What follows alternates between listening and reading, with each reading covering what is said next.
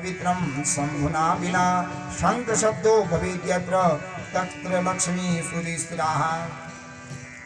और अगर घर में गंगा जल नहीं है, देवताओं को नहलाना चाहते हो तो क्या करो, शंख में पानी भर दो और उसी शंख के पानी के द्वारा देवताओं को नहलाओ, तो वह भी गंगा जल माना जाता है।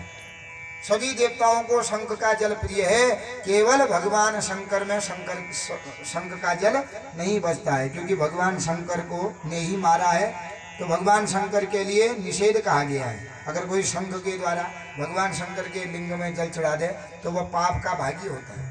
इसलिए शंकर जी में न चढ़ा करके अन्य देवताओं पर शंख के जल चढ़ाने से देवता लोग बड़े प्रसन्न होते हैं। जहाँ पर भी शंख की ध्वनि होती है, लक्ष्मी दौड़ी दौड़ी वहाँ चले आती है, भगवान विष्णु वहाँ चले आते हैं, सभी देवता लोग उस स्थान पर दौड़े दौड़े चले आते हैं।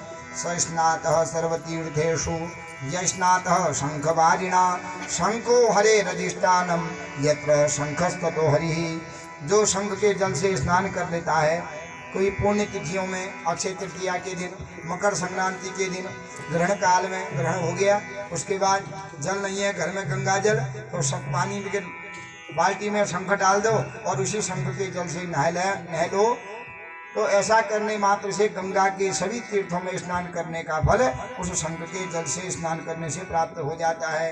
इसलिए कहते हैं भगवान श्री विष्णु को अति प्रिय है शंख।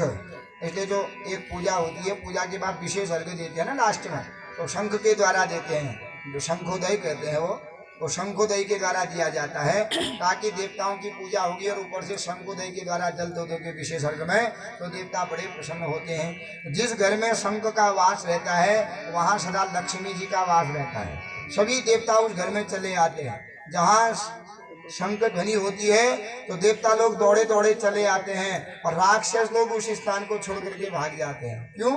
क्योंकि शंखचूड़, शंख बजाना माने रोना, ये राक्षस है, तो जब ये शंख की फूंक मारने से शंख बजती है तो राक्षस लोग भयभीत हो जाते हैं।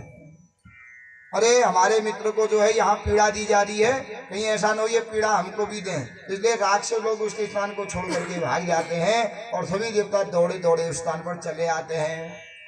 तो जहाँ जिस घर में नित्य शंख की पूजा की जाती है उस घर में कभी लक्ष्मी का अभाव नहीं रहता, कलह नहीं रहता है, भगवान लक्ष्मी और नारायण उस स्थान पर विद्यमान रहते हैं, सभी देवताओं का वास उस घर में होता है। जिस घर में शंख का वास होता है वह घर पवित्र माना जाता है। इसलिए घर में शंख अवश्य होनी चाहिए मनुष्य के, और नित्य शंख घंट का पूजन भी करना चाहिए।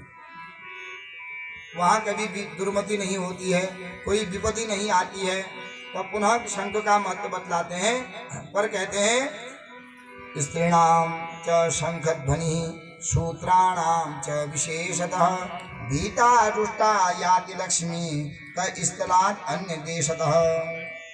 शंख जो है, स्त्रियों ने शंख नहीं बजाना चाहिए। जिस घर में स्त्रियां शंख बजाती है लक्ष्मी उस घर को छोड़ करके चली जाती है, इसलिए स्त्रियों ने शंख